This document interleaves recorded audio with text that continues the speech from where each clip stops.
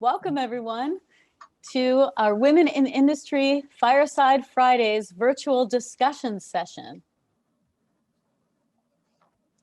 A few points of note as we begin. This session is being recorded and it will be available at our website, www.acceleratingwin.org, typically within about a week of the session itself. So look for that on the website.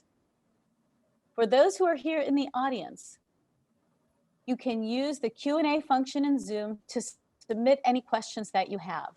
You don't need to wait until the end of the session. If you have questions, put them into the Q&A and we will be able to see them and direct them to the panelists. Our Women in Industry program is an initiative of the Roland School of Business at Point Park University. And it's really focused on educating and empowering women and women-identified students and professionals, engaging leaders in conversations and encouraging allyship through elevating experiences. We have several different initiatives through our Women in Industry program. One is our Accelerating Women in Industry event that happens aligned with International Women's Day every March. That is coming up on March 5th. We have a Win Wednesdays virtual speaker series that happens the first and third Wednesdays of typically each month, and our Win Fireside Fridays virtual discussions, which tend to be more interactive, discussive, chat-like programs. And we're so happy that you're joining us for today's session. You can also support our efforts by visiting our website and supporting winning programs.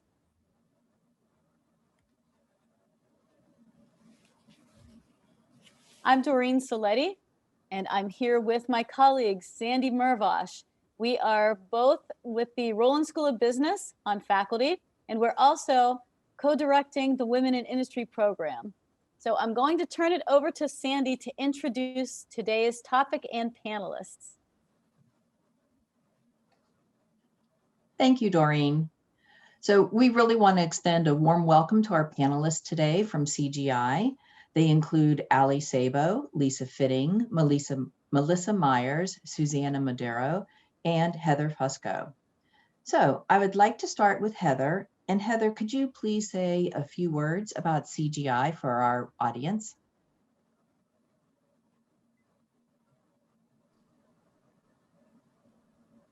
Heather, I believe you're muted.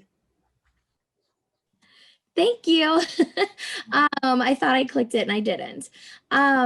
So I wanted to give you a brief overview on CGI, if you're familiar with us or if you're looking to hear more. So overall, we were founded in 1976 by our executive chairman, Serge Godin.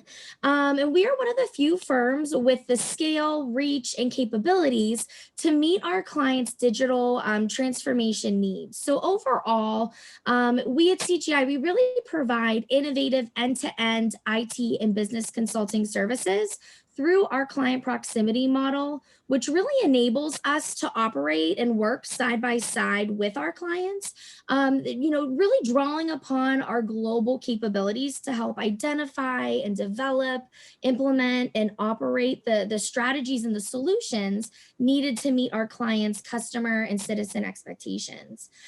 We do have a global footprint of over 400 offices located across 40 countries.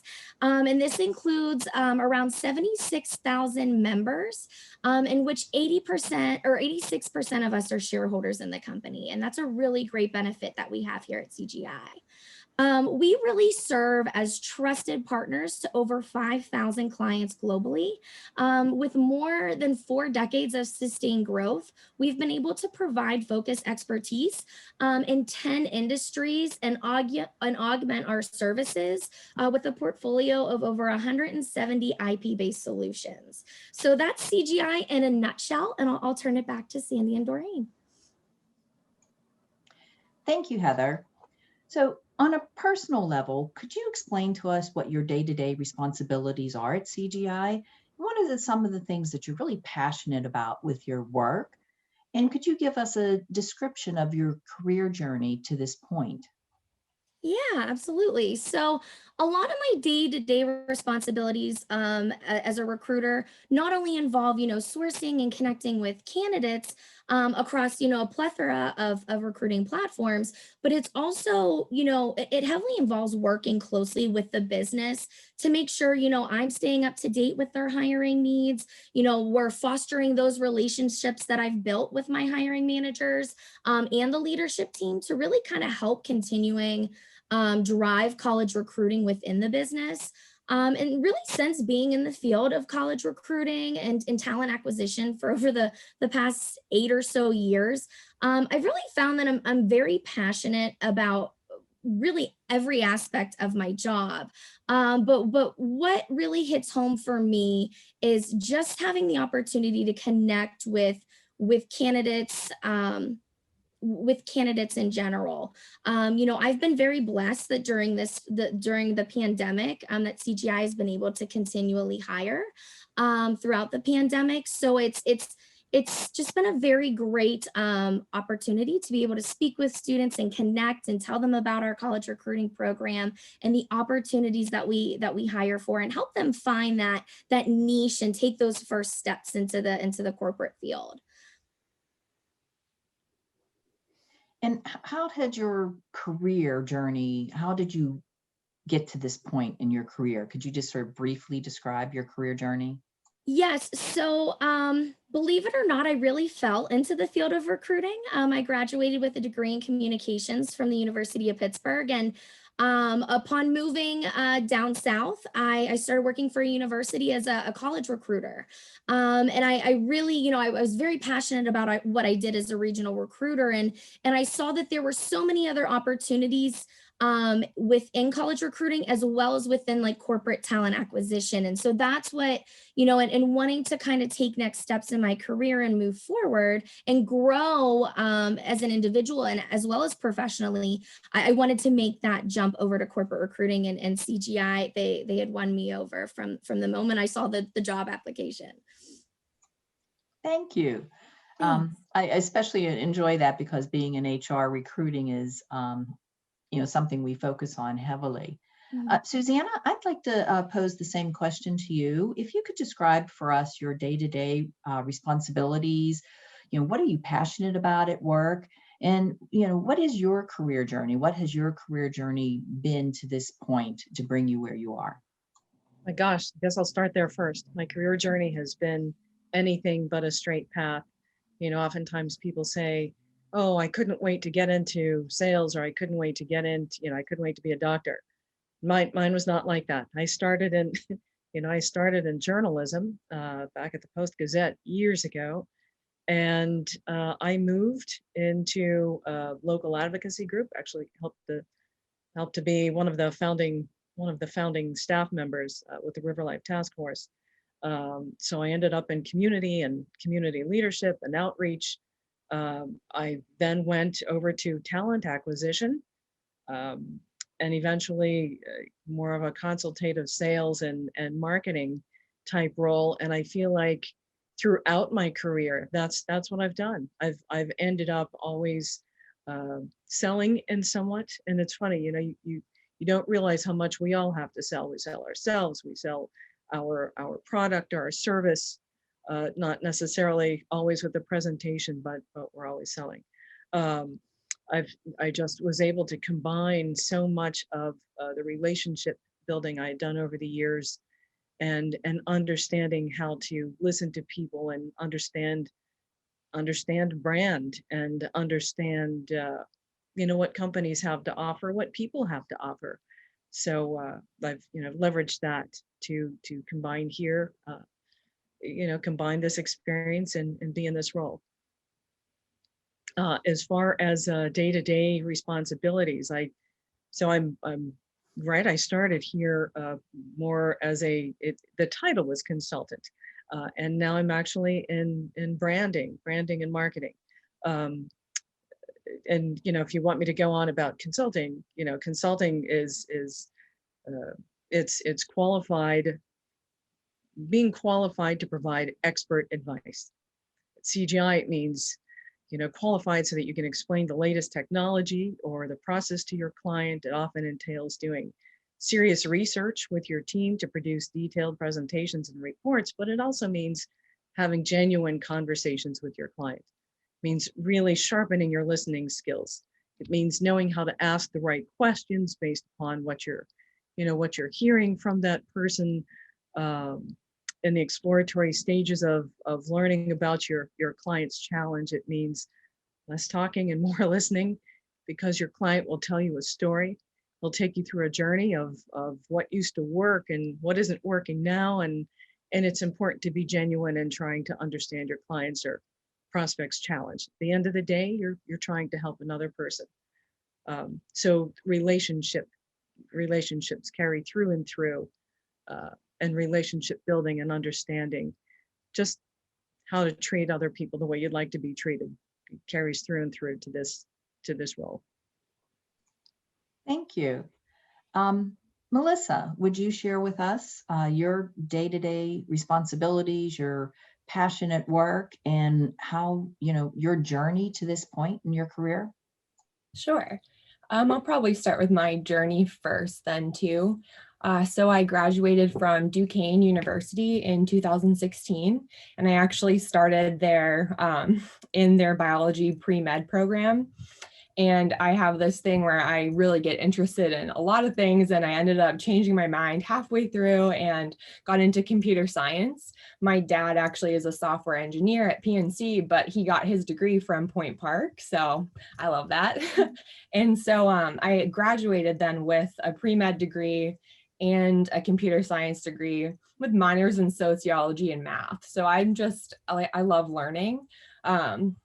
So when I came out of school, I got right into consulting, and I actually joined a company that was acquired by CGI eventually. So I've been with CGI pretty much my whole career, except for about a year. I came out and I went into developing roles, and then I switched into business analysis, and then I actually got transitioned into where I am now, which is part of the human-centered design team. So technically I'm a product designer here, but we're all consultants, so we wear many, many hats. I think my favorite part of my day-to-day work is just really getting to learn about the users that we help and understanding how to improve their daily lives. That's really exciting to me, to actually meet the people that we get to improve. But I do a lot of things, from strategic assessments of businesses and their products and their processes, and we recommend how to improve on those. And we even get into the actual build and design phase, where we actually do the work of improving their products or redesigning or, just improving day-to-day processes. So yeah, I just really like the variety that I get to experience with my job. I work with so many different clients in many industries, and that's very exciting to me as a person who really likes to learn. I'm always learning new things and always doing new things. Yeah, so I think that's my favorite part. Thank you. So now I'd like to hear from Lisa, and if you could share with us, your journey to this point and what your day-to-day responsibilities are and what you're passionate about at work. Okay. So actually my role, I work with Melissa, actually. We're in the same practice at CGI, the human-centered design practice. But my role is titled Experience Strategist, which sounds kind of highfalutin, but basically what it is it's strategizing with the client about what is the right experience to manifest for, to solve for the problem that they might have, that, or the new solution that they're crafting. So as in that role, I'm focused primarily on strategy projects, which occur really early on before we really know what the solution design needs to be or what the new future state needs to be. We create these engagements with our clients called strategy engagements, where in my role, I focus on facilitating current state discovery. So we're learning about, what is the current state of their situation, their organization, the people, the processes that they use. And then I also work primarily with envisioning and articulating a future state with that client. So like, what is the right solution or design direction that might best help them? So that's kind of my focus. The main point about a strategist is that in my role, I not only have the consulting experience to work successfully with the clients at an executive level, sort of helping to guide their thinking about what it is they are trying to accomplish, but I also have the responsibility to define and guide the overall path of the project work that we do as human-centered design practitioners and consultants. So from an HCD standpoint, we call it HCD, human-centered design. So it's what the activities are that we're going to do for our client, and as well as how we do those activities, and sort of working with the team overall to make sure that the projects are going in the right direction to meet the needs of the client. So in that role, I design and lead workshops quite a bit, which you'll hear about too, probably shortly here, but I lead meetings and key conversations with the client. So what Suzanne was talking about, sort of that art of listening and really being observant and having a probing mind about what we're seeing, what we're learning about the client's need, not just asking them and having them tell us what they want. We spend time with the client in various ways through workshops and observational sessions and research that we do to really understand what the situation actually is. And sort of we use our expertise to then craft a story back for the client or with the client to say, you know, this is what we've learned and this is what we understand really are the challenges and where the areas of opportunity are for moving forward with, you know, to solve the problems that we perceive that we have. So as a strategist, that's primarily what I'm doing. My journey to get here, I kind of like Suzanne, I mean, I've had a long circuitous route to this point. I started out in advertising actually. But I've worked in marketing. I've had consulting roles throughout my career, but done a lot of product development and product design and product development. But I think the biggest thing about the work that I do and sort of the thread throughout everything that I've done is just that passion for learning about the people, right? It's not just the system situation or the problems that we perceive that we hear people talk about. It's how is it really impacting the people that are part of that situation. What struggles are they having? What pains are they experiencing? What are they, what are they striving for and not reaching? And just sitting on that side with them and really learning about their world and on a human level, and then crafting something that meets their needs directly that's the greatest thing that I love to do. So I ended up doing a lot of research in my life that brought me to this role. And so I work with other designers. I work with people like Suzanne, who have a better understanding of the client, introduces me to the client, and we all work together to meet the ends, the objectives and the stakeholder needs. Thank you. And Allie, would you describe for us your day-to-day responsibilities and what you're passionate about at work, and what has been your career journey to this point? Sure. Hi, everyone. I'm Allie, and today at CGI, I work as a member of the U.S. Marketing Communications team. But my role is a little bit unique in that my job is to really understand the full end-to-end capabilities of CGI, where the stories are within CGI, and then making that really curated and accessible to the members of our team that are responsible for, bringing that message to our clients and potential clients and playing a connector within CGI.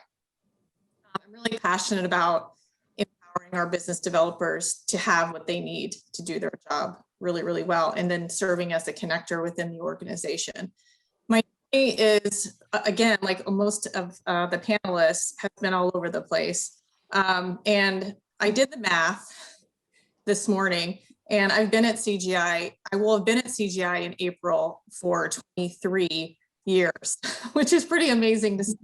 So the journey has been really, really interesting. And I will shout out to someone who I think is on this call. I started out in Chicago and in talent acquisition as a college recruiting team member. and then worked my way through being a business analyst, being in HR, being in operations, being in workforce management, and now being in marketing. And that journey has been just taking on opportunities whenever they come, and doing my best to learn and bring value to the organization. Well, thank you very much. Really great insight into the varied career paths that all of us can have, and the opportunities that you've experienced. So I'd like to turn it over to Doreen now for some additional questions. Thank you, Sandy.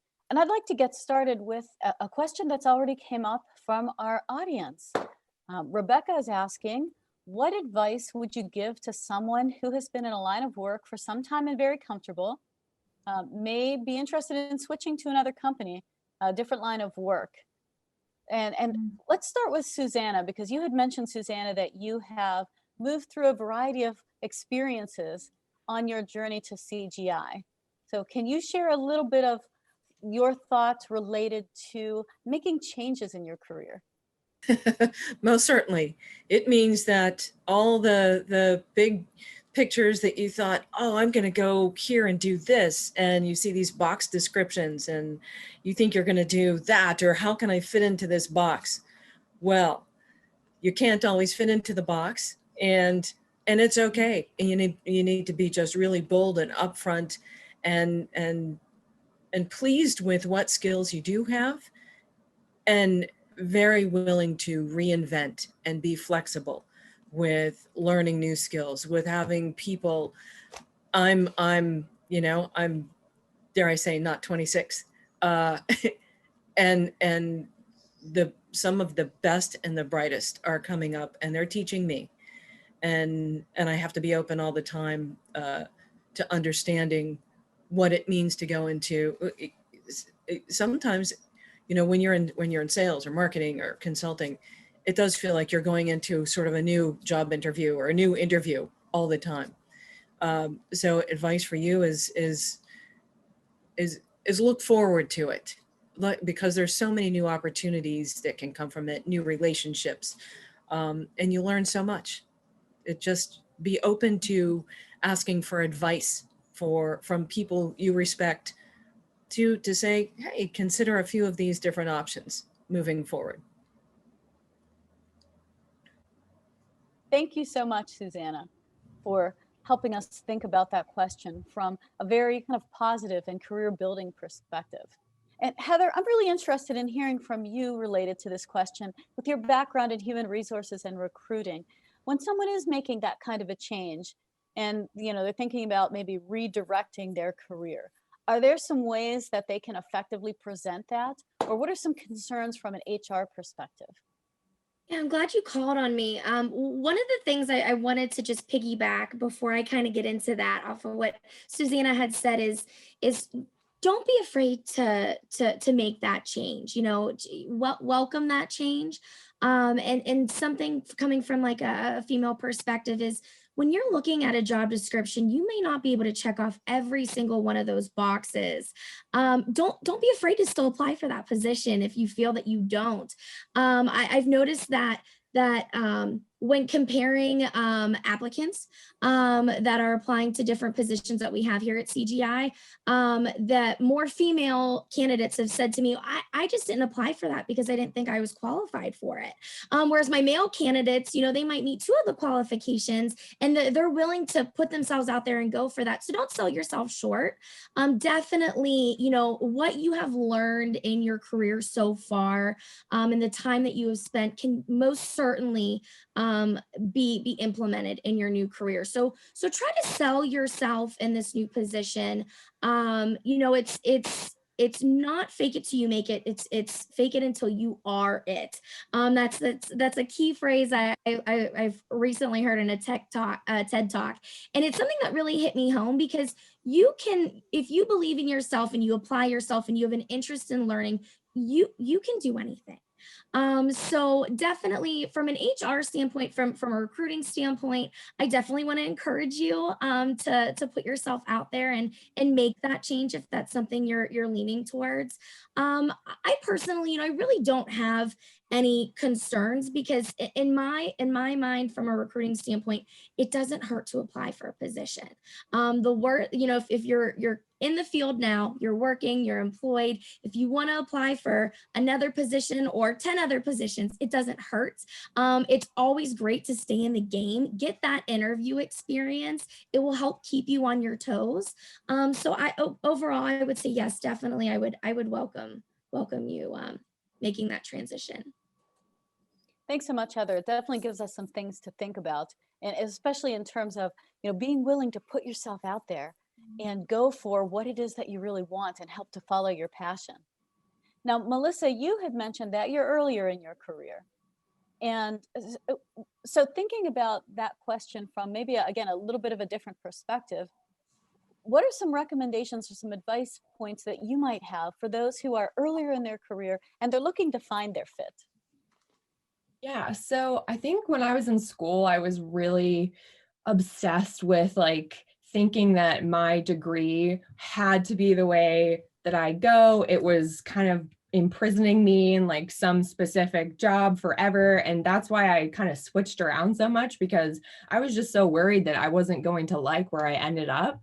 But then I got to the workforce and I realized even in one specific group or organization, there's so many different potential pathways you can take to find where you belong and where you fit.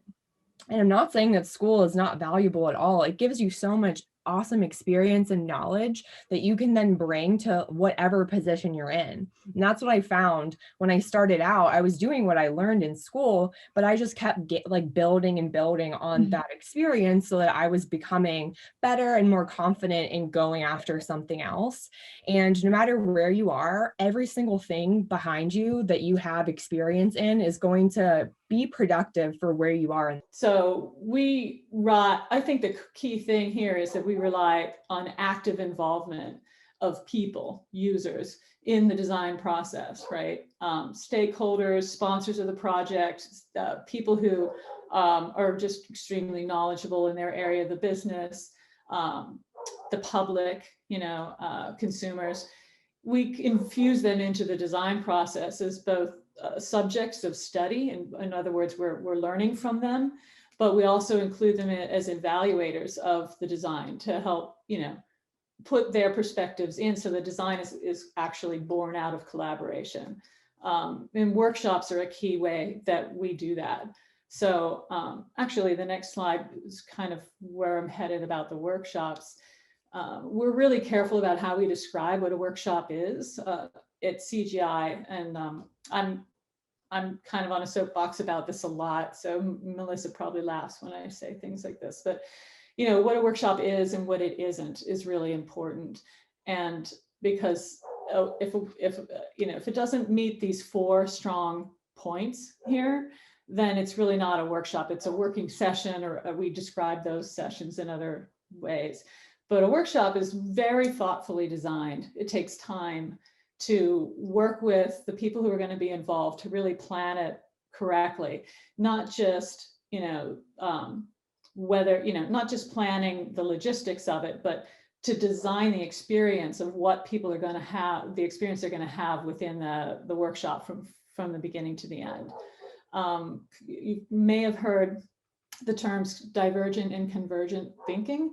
The workshops are designed in this way, where there's a period of time in the beginning where we're diverging out, gathering lots of information in a broad way, and then we pivot and kind of converge down in on, what have we learned from what we just experienced, and we vote and prioritize and make decisions about what has occurred within the workshop. So we call it the diamond, and sometimes it's a double diamond when it gets really interesting.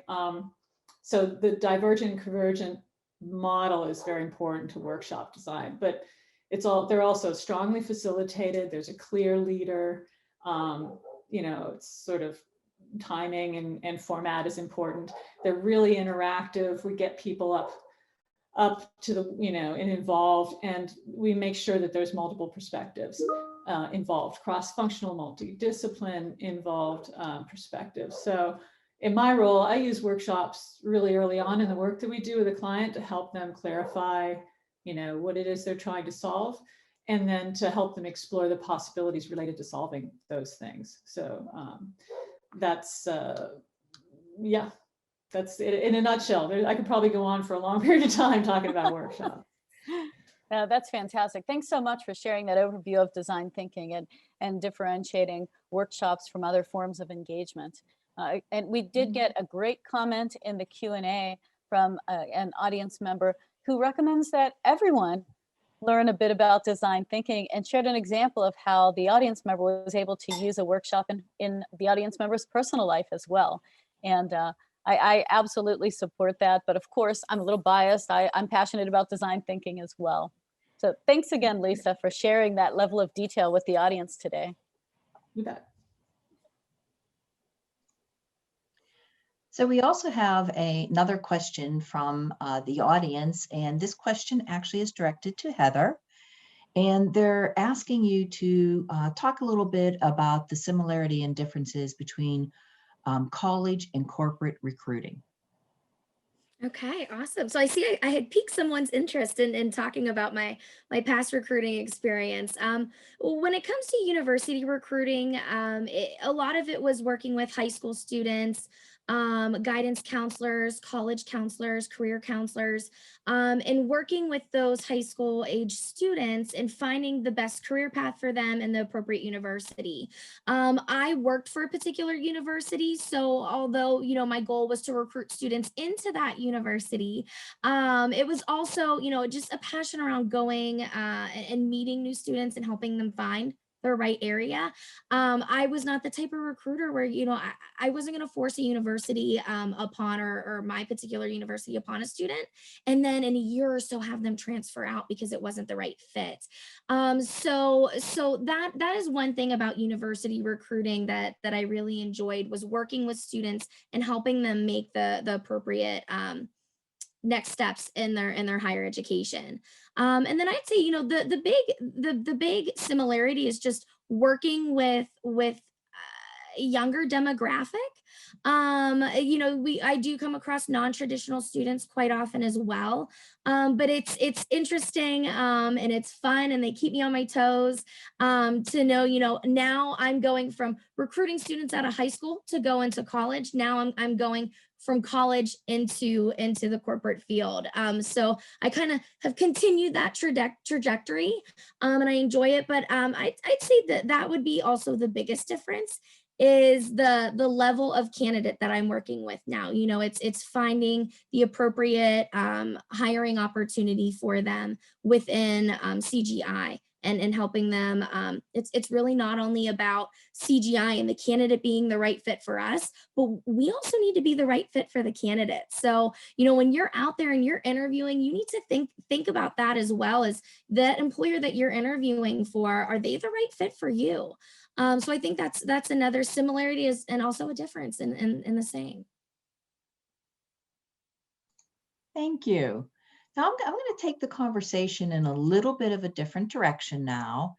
And I'm going to start with Allie. And could you speak for a little bit from your perspective, how do you navigate working at a global organization like CGI?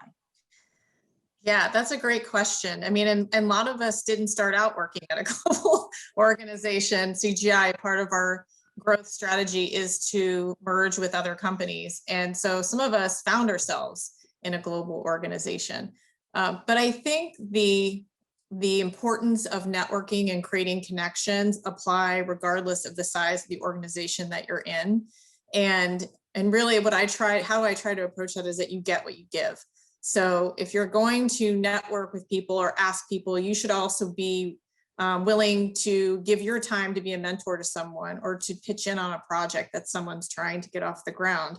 So it's really building a network of people and creating connections so that you can get help when you need that next career opportunity. Those relationships and connections that I've built through whatever role I was doing at CGI were really key to me getting that next career opportunity or getting a sponsorship to be promoted. So those relationships and then having them be two-way is really important. And then the cool thing about working in a global organization is that you're really part of one big family, regardless of what country you're in. So for an example, there is a BU leader in Sweden, but they're a company who is a woman. And I really enjoyed what she was posting on LinkedIn. And so I reached out to her through our Teams, chat. Maybe back then it was email, I don't know, but and just said, I really appreciate what you have shared about your leadership style. And would you mind would you mind coaching me a bit or having a chat with me? And she was more than willing to do that. And I think you'd be surprised at how willing people are and want to make those same connections with you. So don't ever feel like you're going to be bothering someone when you reach out or ask for that connection. A lot of times people are seeking that too. And so it was really cool to get a perspective from someone in a woman working in another country who's doing a really big job and getting that and, making that connection and getting that insight from her. But I really do think it's about, creating relationships and nurturing relationships within your company, finding those people that you connect with, and then being that for someone else. And then it'll come back to you when you need those, when you need that, boost or assistance in your next role. Well, thanks so much for sharing some information about, the nature of the global organization and how that might impact you in your careers. We got another question from the audience asking about, and this won't come as a big surprise, but asking about COVID and what the impact of the pandemic has been on your work life at CGI. So maybe Suzanna, you could talk a little bit about how you've had to adapt, and if there's any impact, and maybe this is something, Allie, from your role in corporate marketing, to talk about any impact that the pandemic has had on career development at CGI. With COVID, as you can imagine, this actually hit when I had just gotten my on-site badge to work with a client I'd been dreaming about working with. And that day I reached out to somebody with whom I had a relationship, and she texted me and said, "You've got to be kidding. We are about to tell all vendors nobody's going to be on site." Well, that was a surprise. So, your first reaction is, "Oh, this is real. How are we going to work?" But I will say with CGI, with, part of consulting is that you can do so much of this work. It's not the same, all of it, but you can do a lot of the same kind of work and relationship building from home. So, we were at home, and it took a little bit of getting used to because, right, not everybody knows how to manage new communications and some of our managers have 400 and 700 people reporting to them. So how do you reach out to everybody, right? There's a lot of trust. I think CGI's built a great team of people who sort of trust that things are going to continue. And like Allie said, and Heather and Lisa, and Melissa, there are ways that you can continue to learn to make yourself valuable, and you look for it, right? So you look for ways of helping, but all along our senior vice president has been keeping us updated, saying, guess what? I'm hiring like crazy. In fact, I might be hiring more now than at some other times. And there's just, you have a lot of hope, and things come around and roles get reinvented because of it. But it's, dare I say, it's been kind of fun. We work from home, but I'll tell you, people say, "Oh, you work from home," right? Your family members say, "You work from home." And they're thinking, "Oh, she has TV on. She's probably going to make something to eat. She's got her feet up. She's shopping." No, it does mean sometimes you're mostly in your pajamas and hoping nobody does a video call with you because you're so busy. But it's been, right? Thank goodness. That's fantastic to hear that. It sounds like CGI was really able to pivot toward the virtual work environment pretty effectively. And I guess that's not surprising as a technology company and as a leader that CGI was able to do that. So Allie, from your perspective, what have some of the impacts been? What have you seen related to your team? Oh, I mean, it's really forced us to be really creative in terms of our ways of working together, collaboration. And Lisa and the HCD team have been huge coaches for us in terms of how to take our collaborations virtual and make them productive. And so we've leaned on them really heavily in terms of how we deliver professional development to our business developers, how to facilitate conversations. And so we've all learned and gained new ability based on the fact that we were forced to pivot and change the way that we work. So it's brought about a lot of creative thinking. It's shaken us out of maybe some complacency in terms of how we do our work and how we communicate with our clients, because now it's all virtual. We have to be really good and better storytellers. We have to be really sure that we're part of the conversation that's happening in the market, and that we have a voice. And so it's really challenged us in a lot of ways, but it's brought about really great creative solutions. And I think in general for our members, it's opened up more possibilities for people, because we are no longer constrained by, oh, you really need to be on a plane and be here in person. We don't have that option. And so people are being leveraged across the globe really to contribute to projects and be part of client conversations. And we realize that can work, and that's okay. So it's been really transformational. And then we're able to bring those lessons into our clients and help them through this too. Well, that sounds like definitely trying to make a positive from an otherwise very challenging situation. Yes. And both you and Suzanna mentioned that there were some benefits that have come out of all of this. So that's something to think about too, is when you're faced with a challenge, uncertainty is part of life. How can you address that challenge and then move forward in a way that maybe adds some value that you didn't expect initially? Yeah, for sure. Well, as we're moving toward the end of our time together, our focus has been on finding your fit. And all of you have mentioned that in one regard or another. So I'm wondering what you would want our audience, to take with them from today's conversation when we think about how you find your fit, how you personally have found your fit, and how you believe others can go about finding a fit. So if you don't mind, I'll ask each of you that question. And let's start with Lisa.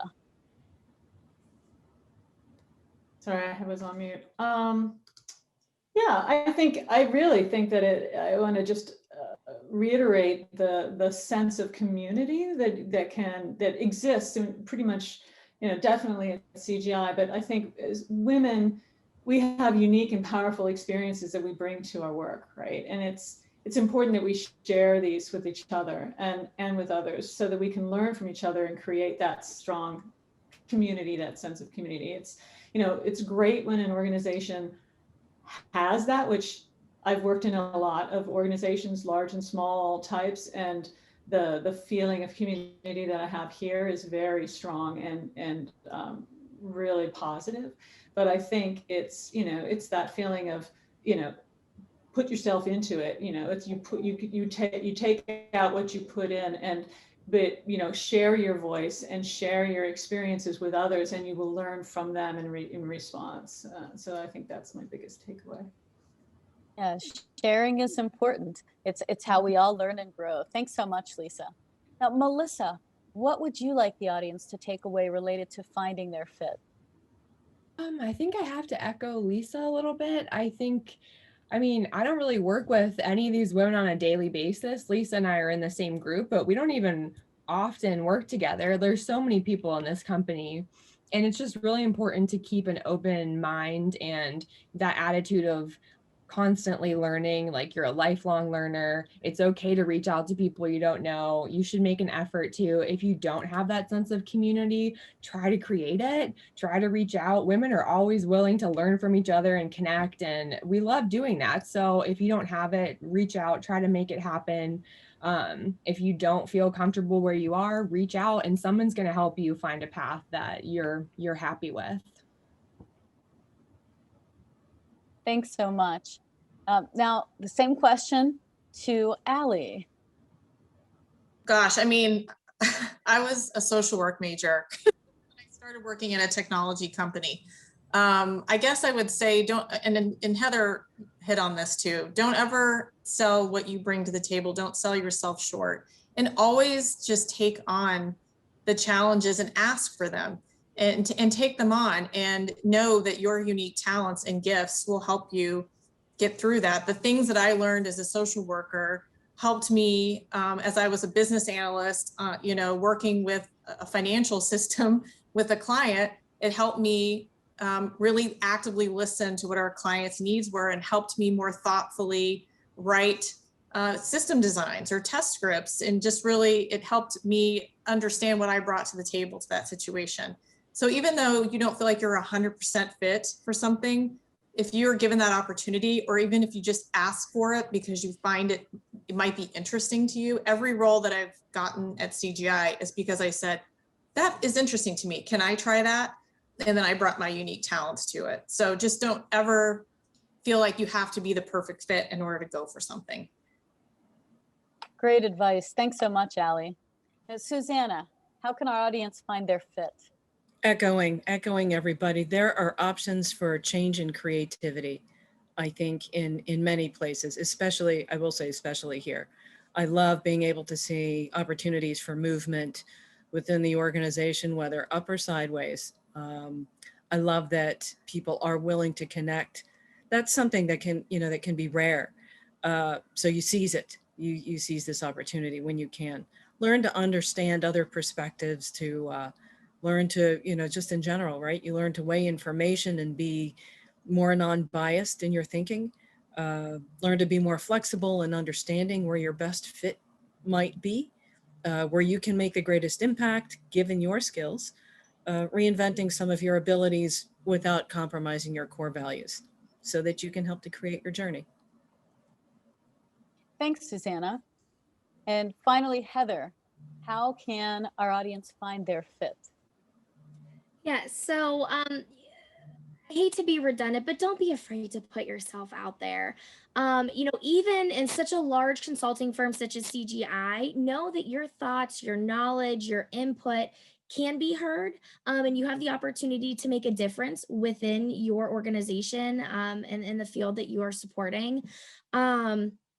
I had a senior vice president from one of our business units tell a group of new hires that I had start just last week that when you see an opportunity, jump on it, take it, run with it. There will be times in your life when you think, how am I going to get through this? What was I thinking? You'll find a way.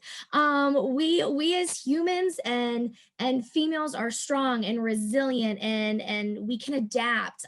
So welcome any opportunity that comes your way throughout your career, and it will really help you grow, not only as a professional, but as a human as well. Thanks so much. And I'm going to turn it back over to Sandy to wrap up our session today. So as we come to the end of our time, I have one last question for Heather.